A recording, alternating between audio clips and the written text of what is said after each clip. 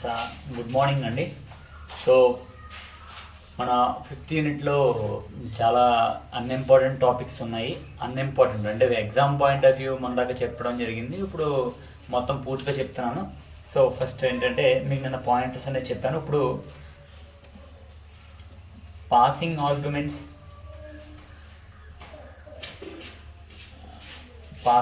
Arguments to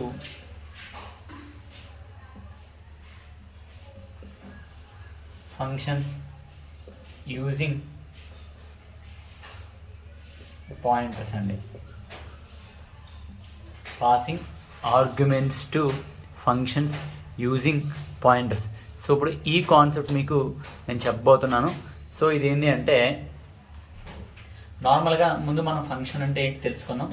so 4th యూనిట్లో ఉంటుంది functions అంటే ఏంటి అనేది.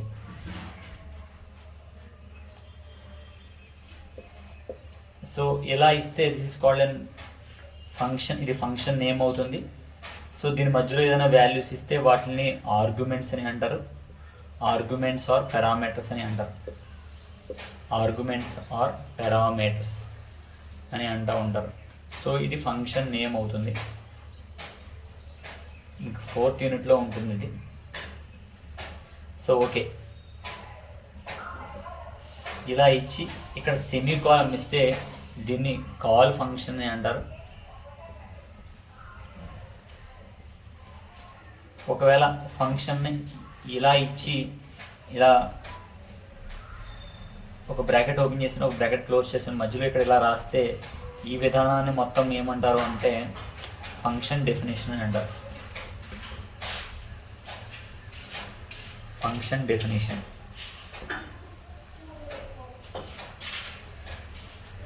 అంటే ఫర్ ఎగ్జాంపుల్ ఏ ప్రోగ్రామ్లో అయినా సరే మనం ఇలా ఏదైనా ఫంక్షన్ని కాల్ చేసి వదిలేసాం అనుకోండి. సో కాల్ చేసి ఇలా ఏదైనా ఫంక్షన్ కాల్ అంటారు. సో దీన్ని కూడా ఫంక్షన్ కాల్ అని రెండు ఒకటే. సో ఏదైనా ఫంక్షన్ ప్రోగ్రాంలో కనుక ఫంక్షన్ కాల్ చేసి వదిలేస్తే ఆ కాల్ చేసిన ఫంక్షన్ని ఎందుకు కాల్ చేయాల్సి వచ్చింది అనేది, దానివల్ల ఉపయోగం ఏంటి, దాన్ని చేసే పని ఏంటి, దానివల్ల దాని నీడ్ ఏంటి అని చెప్పేది అనే ఇదే మొత్తం అంటారు. దాన్ని ఫంక్షన్ డెఫినేషన్ అని అంటారు. అంటే ఒక బ్రాకెట్ క్లోజ్ చేస్తాం, బ్రాకెట్ ఓపెన్ చేస్తాం, బ్రాకెట్ క్లోజ్ చేస్తాం. దీని మధ్యలో ఉంటుంది అసలు ఆ ఫంక్షన్ ఏం చెయ్యాలి అనేది.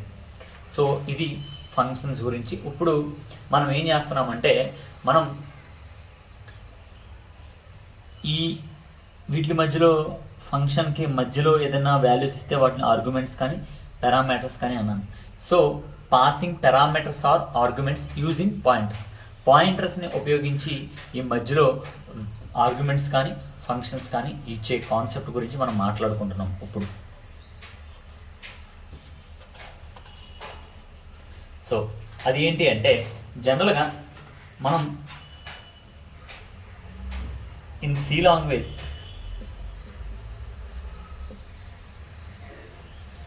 we can pass the address of one variable to the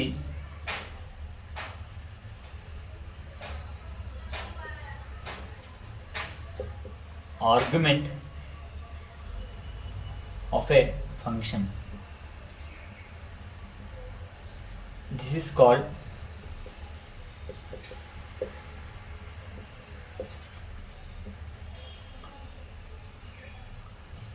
call by address or call by reference.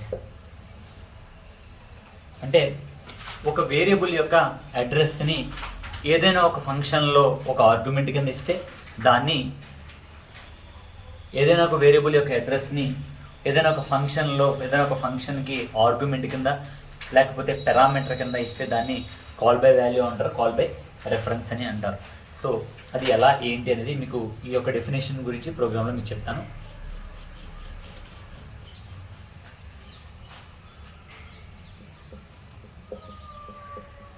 #include stdio.h main int x.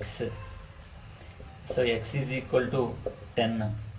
So ఇప్పుడు నేను ఒక ఫంక్షన్ రాస్తున్నాను, ఆ ఫంక్షన్ పేరు బీఎస్సీ ఫస్ట్ ఇయర్ అనుకోండి. సో ఇది మొత్తం ఫంక్షన్ నేము. ఫంక్షన్ పక్కన రౌండ్ బ్రాకెట్ ఉంటుంది. సో దీన్ని ఇలా ఇస్తే కనుక, ఇలా ఫంక్షన్ నేము రౌండ్ బ్రాకెట్ పక్కన సెమీకోలన్ ఇస్తే దీన్ని కాల్ ఫంక్షన్ అని అంటారు. ఈ మధ్యలో ఉండే ఆర్గ్యుమెంట్స్. సో ఇప్పుడు నేను ఏం చేస్తున్నాను అంటే ఈ ఫంక్షన్లో లోపల నేను ఏమని పిలుస్తున్నాను, this is called function call. ఈ ఫంక్షన్ కాల్ లోపల ఈ భాగంలో నేను ఏ వాల్యూని పిలవాలనుకుంటున్నాను. ఒకవేళ నేను డైరెక్ట్గా ఎక్స్ అని ఇస్తే మనం డైరెక్ట్గా ఎక్స్ అనే వాల్యూతో పిలిచాము, ఫంక్షన్ని ఎక్స్ అనే వాల్యూతో పిలిచాము, ఫంక్షన్ని ఎక్స్ అనే వాల్యూతో పిలిచాము. So this is set to be call by value. ఓకేనా? ఫంక్షన్ పేరేంటి, బీఎస్సీ ఫస్ట్ ఇయర్ అనే ఫంక్షన్ని ఒక వాల్యూతో పిలిచాము. ఆ వాల్యూ ఏంటి, ఎక్స్. అలా కాదు, ఆ వాల్యూ యొక్క అడ్రస్తో పిలిచాము. So that is set to be call by address or call by reference. ఇందాక మీకు డెఫినేషన్ చెప్పాను. ఏదైనా ఒక ఫంక్షన్లో ఒక పారామీటర్ కానీ ఆర్గ్యుమెంట్ కానీ ఇచ్చి ఆ పారామీటర్ ఆర్గ్యుమెంట్ ఉపయోగించి ఏదైనా ఒక వేరియబుల్ని కానీ ఏదైనా ఒక వాల్యూని కానీ పిలిస్తే, ఫస్ట్ వాల్యూ ద్వారా పిలిస్తే దాన్ని కాల్ బై వాల్యూ అంటారు. కాదు, ఆ వాల్యూ యొక్క అడ్రస్ ద్వారా పిలిస్తే దాన్ని కాల్ బై అడ్రస్ అని అంటూ ఉంటారని చెప్తున్నాను.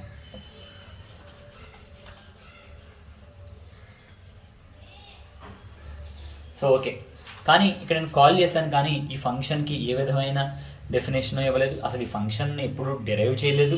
అసలు ఈ ఫంక్షన్ దీని వృత్తి ఏంటి నేనేమి చెప్పలేదు. So printf X value is ఎంత, ఎక్స్ వాల్యూ సో 10 కాబట్టి %d అది ఎందులో పెడుతున్నాము, అడ్రస్ ఆఫ్ ఎక్స్లో పెడుతున్నాము. ఓకే, లేకపోతే ఎక్స్ లోపల పెడుతున్నాం. సో ఇక్కడికి ఒక పార్ట్ అయింది. సో గుర్తుపెట్టుకోండి, ప్రోగ్రామ్ కంపైలేషన్ జరుగుతుంది. సో వీలేని చూడండి, ఇక్కడ దాకా వచ్చిన తర్వాత ఇదేంటి, ఫంక్షన్ని ఈ అబ్బాయి పిలిచాడు కానీ ఫంక్షన్ పిలిచాడు కానీ ఫంక్షన్ ఏం చెయ్యాలి, ఫంక్షన్ యొక్క పని ఏంటి అనేది డిఫైన్ చేయలేదు అని ఎర్రర్ త్రో చేస్తుంది. అందుచేత మనం ఏం చెయ్యాలి అంటే ఫంక్షన్ యొక్క డెఫినేషన్ రాయాలి, అసలు అది ఎందుకు దేనికి వాడాము అనేది. సో బీఎస్సీ ఫస్ట్ ఇయర్ అనే ఫంక్షన్ ఇక్కడ నేను ఇంట్ పాయింటర్ పి అని వాడాను. సో ఇప్పుడు ఫంక్షన్ని నేను ఓపెన్ చేశాను. Pointer P is equal to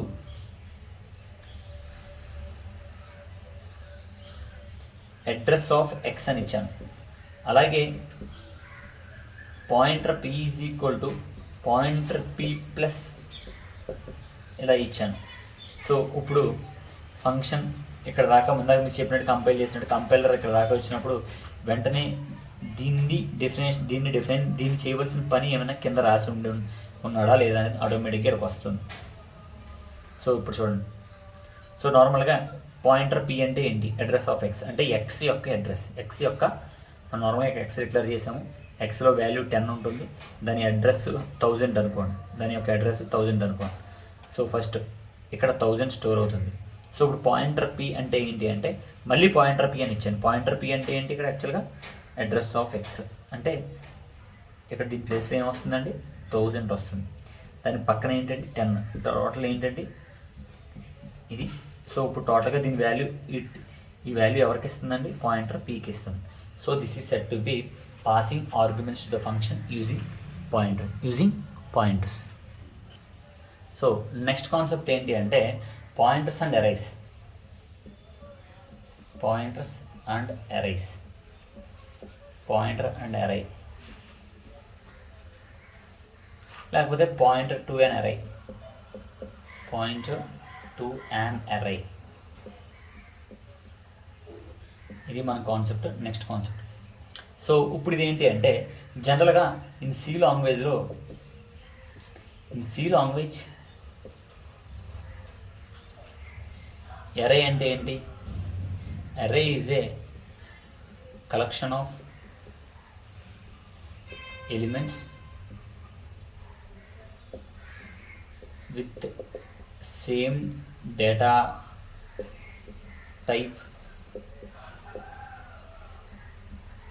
and with same name అని మాట్లాడుకుంటూ ఉంటాం. Let's have an example here. ఇంట్ ఎక్స్ అంటే దిస్ ఇస్ కాల్డ్, ఇలా ఇస్తే వేరియబుల్ డిక్లరేషన్ అవుతుంది. సో ఇలా ఇస్తే రౌండ్ బ్రాకెట్ ఇస్తే ఫంక్షన్ డిక్లరేషన్ అవుతుంది, గుర్తుపెట్టుకోండి. ఇలా ఇస్తే వేరియబుల్ డిక్లరేషన్, ఇలా ఇస్తే రౌండ్ బ్రాకెట్ ఇస్తే function call function. Variable declaration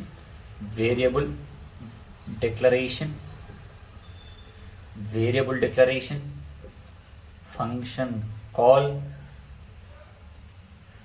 next ఇలా ఇస్తే పాయింటర్ వేరియబుల్ డిక్లరేషన్. ఎందుకు? గ్యాప్ చూడండి, స్టార్ ఉంటాయి, యాస్ట్రిక్ ఉంటాయి. పాయింటర్ వేరియబుల్ డిక్లరేషన్ అని ఉంటుంది. సో నెక్స్ట్ ఇలా ఇస్తే ఇప్పుడు వాల్యూ ఇవ్వచ్చు, ఇవ్వకపోవచ్చు. ఇప్పుడు నేను 5 అనే వాల్యూ ఇచ్చాను. ఇలా ఇస్తే this is set to be array declaration. Variable declaration, function call and pointer variable declaration, and this is set to be array declaration. So common గుర్తుపెట్టుకోవాలి మనం చూడగానే. సో ఒక లైన్ చూడగానే మనం చెప్పేసేయాలి ఇది ఇది ఇది అని.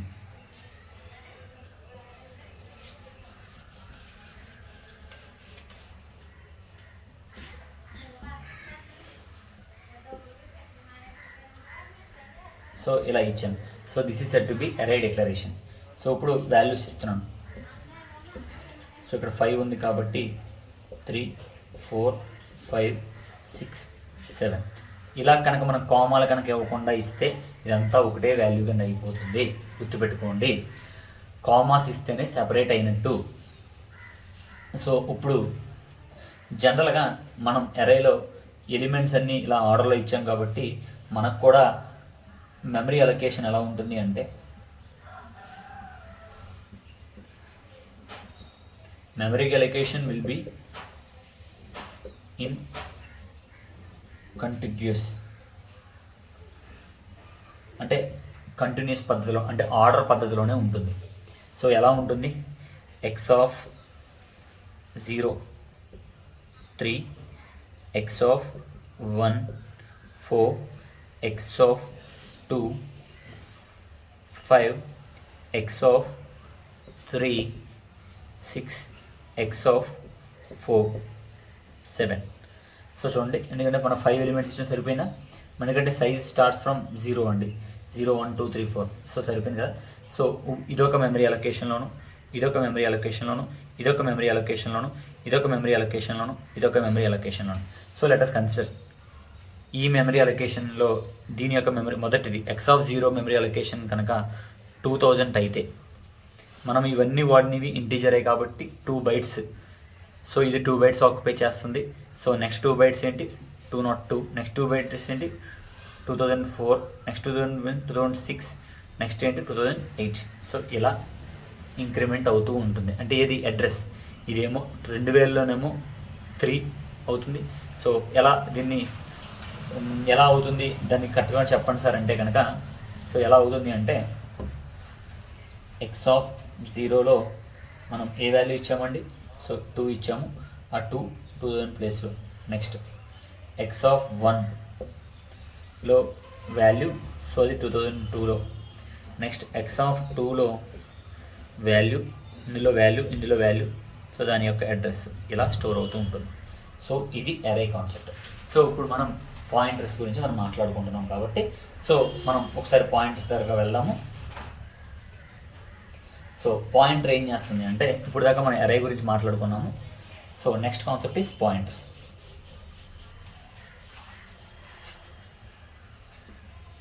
ఇంట్ ఇది పాయింటర్ వేరియబుల్ అమ్మ. పి అనే పేరు సార్ ఫస్ట్ మాట పి అనే వాడుతున్నారు కాదు, నేను ఇక్కడ సి కూడా వాడుకుంటాను, ఇలా వాడినా కూడా పాయింటరే, ఓకేనా, not a problem.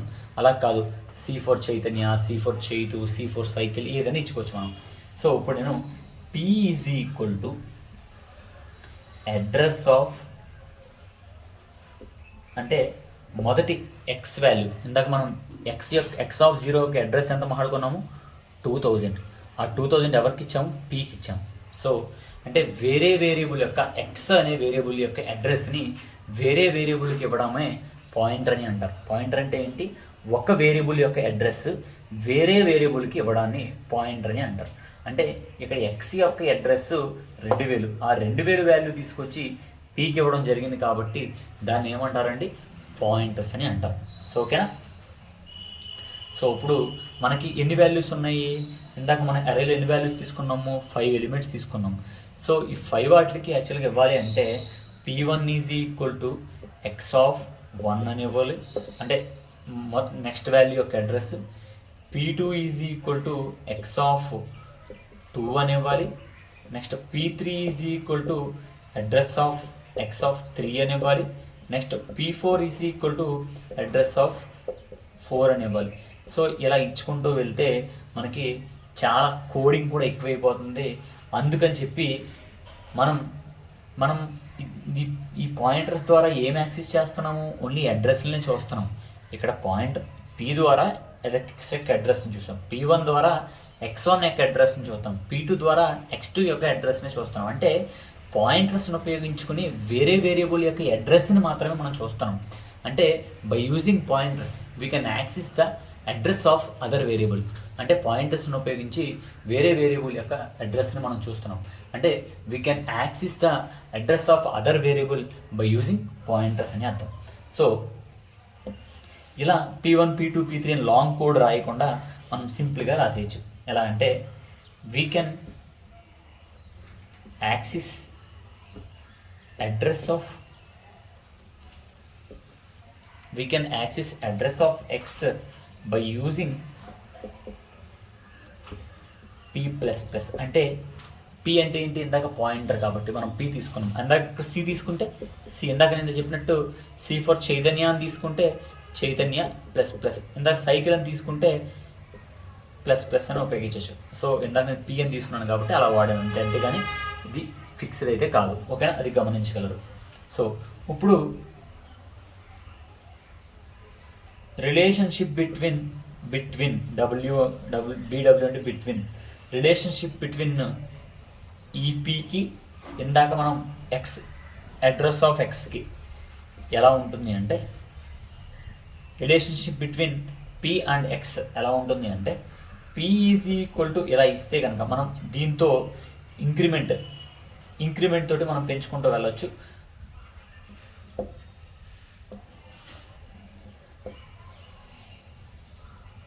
P+1 is equal to, so ఆటోమేటిక్గా ఇది ప్రోగ్రామ్ రిపీట్ అయిపోతూ ఉంటుందమ్మా, ప్రోగ్రాము రిపీట్ అయిపోతుంది, మనం ఏమి రాయాల్సిన అవసరం లేదు.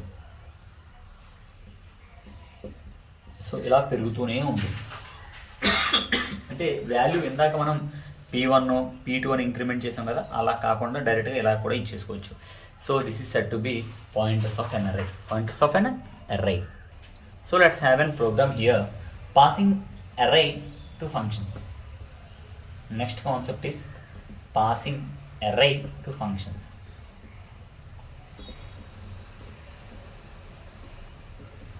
అంటే మనం ఫంక్షన్స్కి ఫంక్షన్లో అరేని పాస్ చేయడం అంటే ఏంటంటే, ఇప్పుడు దాకా సరే మేఘన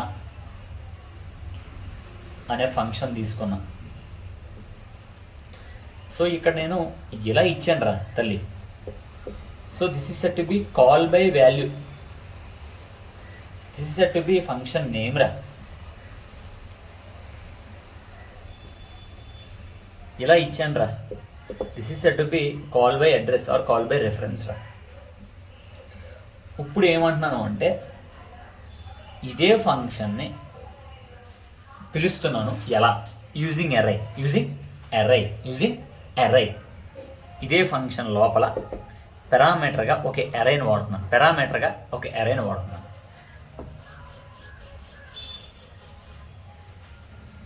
so hash include stdio.h main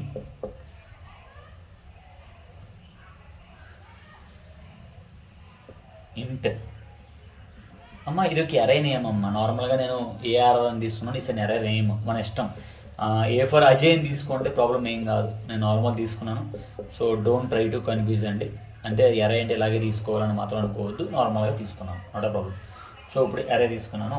ఈసారి నేను ఒక ఫంక్షన్ రాస్తాను, ఆ ఫంక్షన్ నేమ్ డిస్ప్లే అని వాడుతున్నాను. డిస్ప్లే. సో ఫంక్షన్ నేను పిలిచాను అంతే, కానీ ఆ ఫంక్షన్ పిలిచిన వెంటనే అసలు ఆ ఫంక్షన్ ఏ పని చేయాలి, ఆ ఫంక్షన్ ఏమిటి, దాన్ని డిఫైన్ చేయలేదు నేను.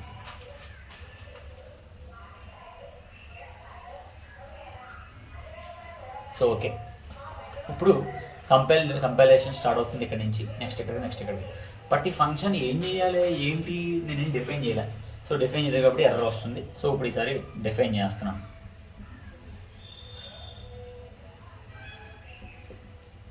నేను కేవలం ఇక్కడ ఎరే నేమ్ మాత్రమే వాడేసి వదిలేసాను. ఇలా ఇదిగో కనిపిస్తుంది, ఇది ఎరే నేమ్, సేమ్ నేమ్ వాడేసి వదిలేసాను అంతే.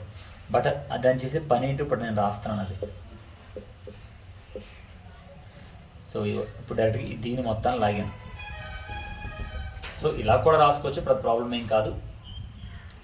సో చూడండి, ఫస్ట్ మనకి యాక్చువల్లీ ఇక్కడికి వస్తుంది, అసలు ఈ ఫంక్షన్ ఎక్కడైనా డిఫైన్ చేశాడా, ఫంక్షన్ చేసే పని ఏంటి అనేది ఎదుర్కొన్నప్పుడు ఆటోమేటిక్గా ఇక్కడి నుంచి ఇప్పుడు జంప్ అవుతుంది. సో జంప్ అయ్యి ఓకే మనం దీని మీద ఆపరేషన్ చేయాలి మాట, దీని మీద ఫంక్షన్, ఈ ఫంక్షన్ యొక్క ఉద్దేశం ఏంటంటే దీని మీద ఆపరేషన్ చేయాలి, అది ఎలా చేయాలి ఏంటి అనేది. ఇంట్ I. So for i is equal to 0, i less than 5, i plus plus. Next printfలో %d arr బ్రాకెట్లో i. సో ఇలా వచ్చింది. సో ఆటోమేటిక్గా ఇప్పుడు మన కంపైలర్ ఇక్కడికి వెళ్ళినప్పుడు ఫంక్షన్ డిఫైన్ చేసాం. సో ఇది ఎగ్జిక్యూట్ అవుతే కానీ ఇది ఎర్రర్, ఈ ప్రోగ్రామ్ యొక్క అవుట్పుట్ రాదు. సో ఎలా ఏంటి, సో ఫస్ట్ ఎలా సేవ్ అవుతుంది ఏంటి అనేది. ఇక్కడ ఐ అనేది ఎందుకు తీసుకున్నాం, ఐ అనేది ఎందుకు తీసుకున్నామంటే మనకు తెలుసు, ఇక్కడ రాస్తున్నాను